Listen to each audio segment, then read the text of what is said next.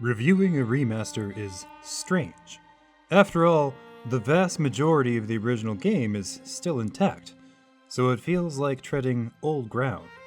Reviewing an early Assassin's Creed game feels even stranger, considering how many titles and characters and opinions have come since. However, Ubisoft's Assassin's Creed 3 was one of my favorite games of all time when I originally played it. And yes, I've played Assassin's Creed 2, so the opportunity to jump back into Connor Kenway's story was too good to pass up. For the uninitiated, Assassin's Creed 3 covers the story of the half-Mohawk Untitled, son of notable assassin. Is it a spoiler to say more if the game is 6 years old? Haytham Kenway, and Canetio, a member of the Mohawk dedicated to protecting her people from the encroaching Europeans. Untitled, or Connor as he becomes dubbed, must dismantle a plot to destroy life as he knows it, though doing so puts him in the way of his closest allies. Also, Desmond is there, unfortunately, and in the modern day, the world is ending. All the strengths of this game were present in the original release, which divided players into people who thought Connor was whiny and people who were right. Assassin's Creed 3 is a gorgeous, satisfying game with a compelling story. Mostly looking at you, Desmond, and rich, engaging gameplay. Expect to get lost in this world for dozens of hours. I certainly did when I played this game for the first time. My extensive playtime got me almost to 100%, minus 2 glitched out feathers. In true Ubisoft fashion, there's the main story, but there are also quests and minigames spread out across the 13 colonies.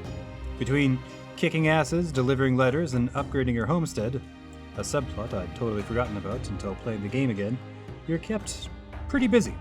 In fact, there's so much to do that you could get sick of it.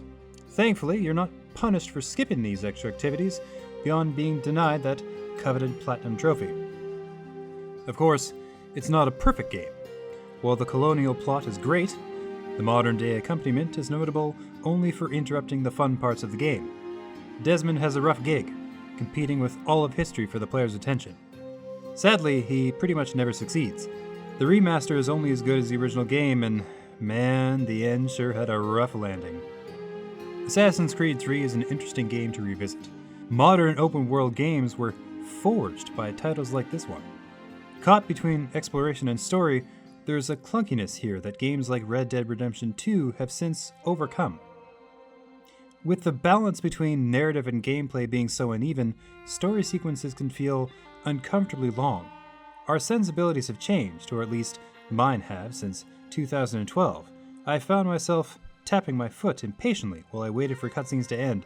It's a strange fate for Assassin's Creed 3, to be outclassed by a genre of games you helped popularize, but it's only a minor annoyance when you're actually playing. As far as the remaster goes, there are some minor changes, like the ability to tell the direction the redcoats are looking and whistling to enemies from bushes, but the biggest change is the graphics. Originally, AC3 was top of the line, but after 6 years, it needed to be fixed up. The remastered environments are spectacular. They don't hold up to the most cutting-edge games, but they definitely meet modern AAA standards. This world expertly captures the lost grandeur of the American landscape. No other game can take my breath away like this, and with a single scenic shot, no less. The people are less polished, unfortunately. It's jarring to go from colonial brick buildings and waving grasses to the thin lips and plastic faces of the characters.